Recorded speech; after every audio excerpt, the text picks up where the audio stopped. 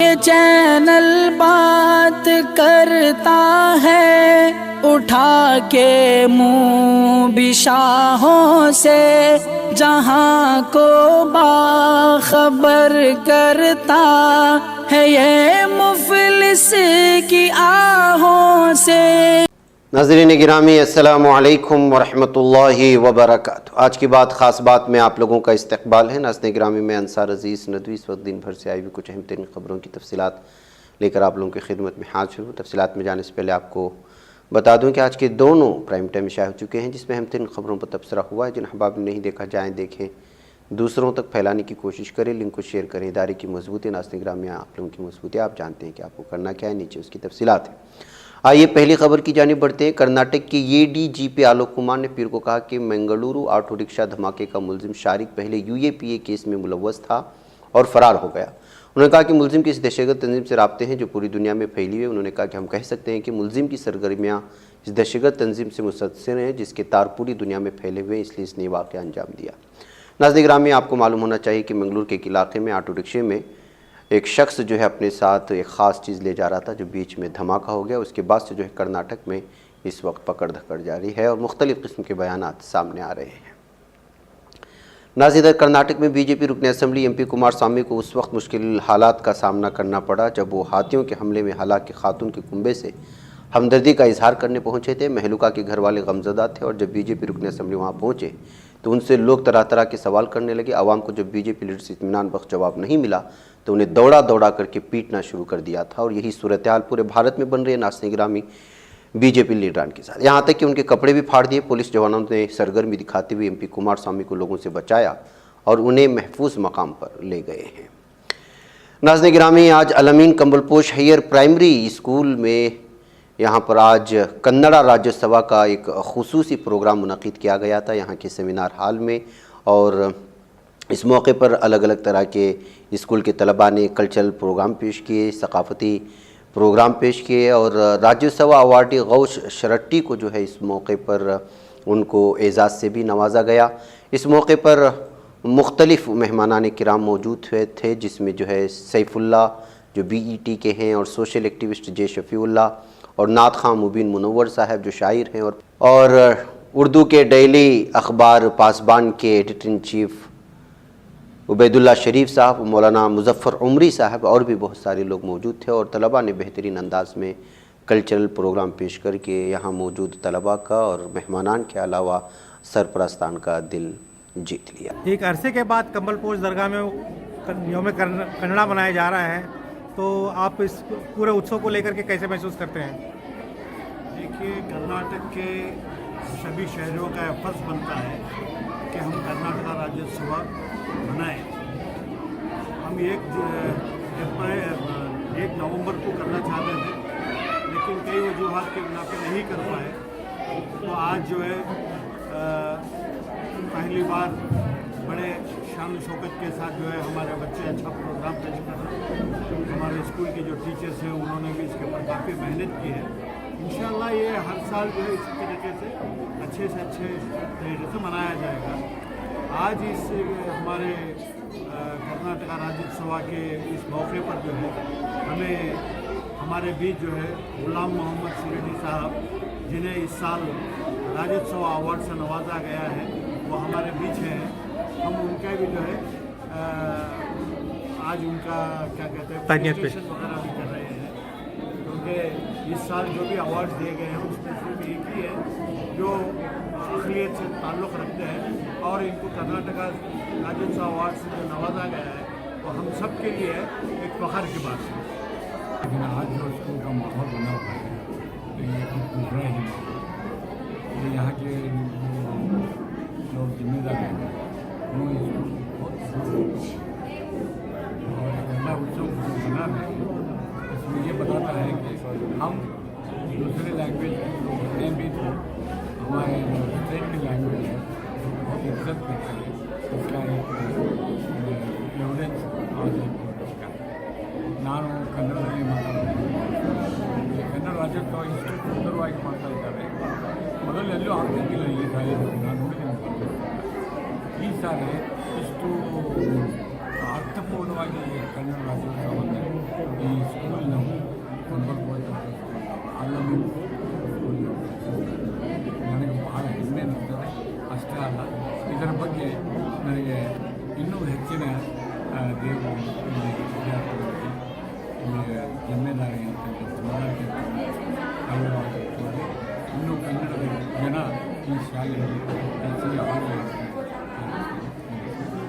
नाज़रीन गिरामी, आज कर्नाटक के मुसलमानों के लिए ख़ास खुशखबरी ये है कि आज यहाँ पर माइनॉरिटी कमीशन की नई बिल्डिंग का इफ्तिताह कर्नाटक के सीएम वज़ीर आला बसवराज बोम्माई के हाथों से इफ्तिताह अमल में आया है।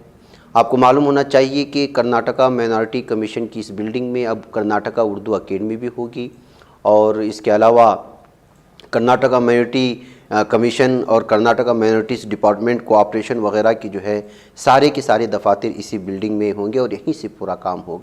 शेषाद्रीपुरम में इस नई इमारत के इफ्तिताह के मौके पर जो है बहुत सारे लोगों ने शिरकत की थी और यहाँ पर ऑडिटोरियम और लाइब्रेरी और भी बहुत सारी मुख्तलिफ़ किस्म की सहूलियात फराहम की गई हैं और गवर्नमेंट ने इस मौके पर माइनॉरिटीज़ के लिए जो कुछ तरक्याती काम कर रही है उसको भी आवाम के सामने पेश करने की कोशिश की है।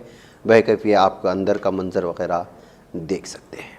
नाज़रीन गिरामी, इस प्रोग्राम में माइनॉरिटी कमीशन के चेयरमैन जनाब अब्दुल अज़ीम साहब पेश रहे और वो यहाँ पर मेहमानों की आमद और इस्तकबाल करते हुए और इस पूरे प्रोग्राम को बेहतरीन अंदाज में ऑर्गेनाइज़ करके लोगों को जो है माइनॉरिटी कमीशन के तहत दिए जाने वाले मुख्तलिफ़ मंसूबों को भी लोगों को बताते हुए नज़र आए। नाज़रीन गिरामी, हुक्काम ने इतवार को बताया है कि खातून के कत्ल में एक शख्स को गिरफ़्तार कर लिया गया। उस खातून की कटी हुई लाश यहाँ कुएं से मिली थी। मुख्तलिफ ज़राए से मिल रही खबरों के मुताबिक पुलिस ने एक बयान में कहा कि प्रिंस यादव को इतवार के रोज़ पुलिस के हाथ फायरिंग के तसादुम में गोली भी लगी थी। जब उसे खातून के सर की बाजियाबी के लिए एक जगह ले जाया गया था तो वहाँ से फ़रार होने की कोशिश कर रहा था। पुलिस के मुताबिक यादव, जिसे हफ्ते के रोज़ गिरफ़्तार किया गया, उसने जायका पर एक देसी साख्त की पिस्तौल छुपा रखी थी। उसने उसे पुलिस के खिलाफ इस्तेमाल करते हुए हिरासत से फ़रार होने की कोशिश की। याद रहे कि वाक़या 15 नवंबर को उस वक्त मंजर आम पर आया जब कुछ मकामी लोगों को पश्चिमी गाँव के बाहर वाक़ कुएँ में ये लाश मिली। आजमगढ़ के पुलिस सुपरिटेंडेंट अनुराग आर्या ने बताया कि खातून की लाश नीम बरहना हालत में मिली है और ये 2 से 3 दिन पुरानी मालूम होती है।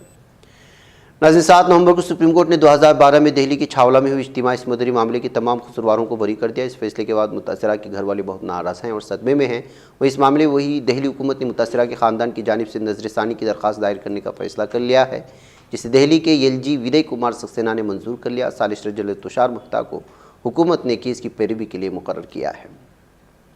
नाज़रीन, साबिक़ गवर्नर सत्यपाल मलिक ने मरकज़ की नरेंद्र मोदी हुकूमत पर शदीद हमला किया। उन्होंने कहा कि आने वाले वक्त में मुल्क के हालात मज़ीद ख़राब होंगे क्योंकि कई लड़ाइयाँ होने वाली हैं। उसके लिए ज़िम्मेदार सिर्फ मोदी हुकूमत होगी। मुल्क ने कहा वज़ीर आज़म नरेंद्र मोदी को ये नहीं भूलना चाहिए कि इख्तियार आता और जाता है, मुल्क को ऐसी बुरी हालत में ना डालें कि उसे दोबारा बेहतर न किया जा सके। नाज़रीन, BJP की हुकूमत वाली रियासतों में इल्ज़ाम साबित हुए बगैर मुलजिमान के घरों पर बुलडोज़र चलाने की खबरों के दरमियान गुवाहाटी हाईकोर्ट ने एक मामले में जो मुशाहिदा किया वो तमाम रियासतों के लिए एक नज़ीर है। हाईकोर्ट ने वाज़ेह तौर पर कहा कि तहक़ीक़ात के बहाने बगैर इजाज़त किसी के घर पर बुलडोज़र नहीं चलाया जा सकता। अदालत ने कहा कि अगर पुलिस की ऐसी कार्रवाई जारी रही तो मुल्क में कोई भी महफूज नहीं रहेगा।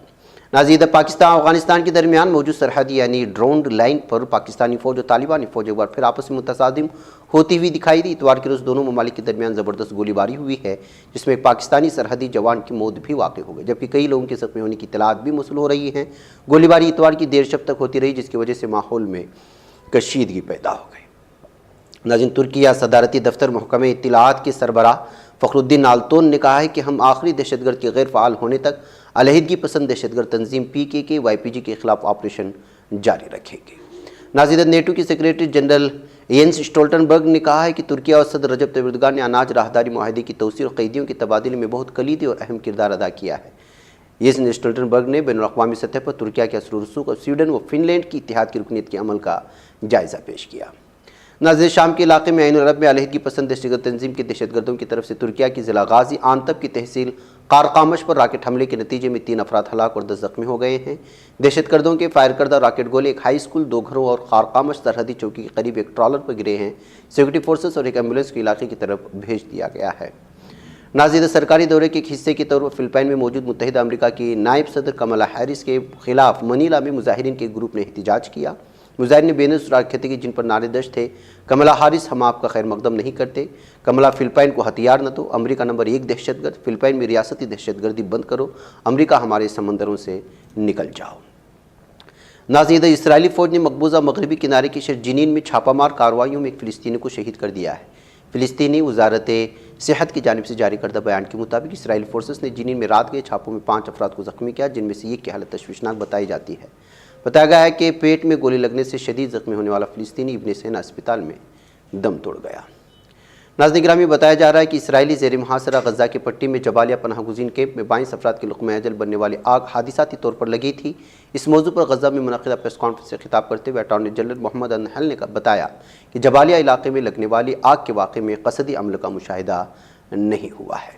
ناظرین گرامی، آج کی بات خاص بات میں اتنا ہے، انشاءاللہ پھر آپ لوگوں سے ملاقات ہوگی۔ مجھے یہاں پر اجازت دیں۔ السلام علیکم ورحمۃ اللہ وبرکاتہ۔ یہ چینل حق نگر بن کر کچل دیتا ہے فتنوں کو، اگر گندی ہو پالیسی تو مرتے دیکھ کتنوں کو، اسی بازار میں بکتے ہوئے دیکھا ہے سپنوں کو، سبھی یکساں ہے یہ پیغام دو غیروں کو اپنوں کو، وطن اہل وطن کا ہے گلے بے خار سی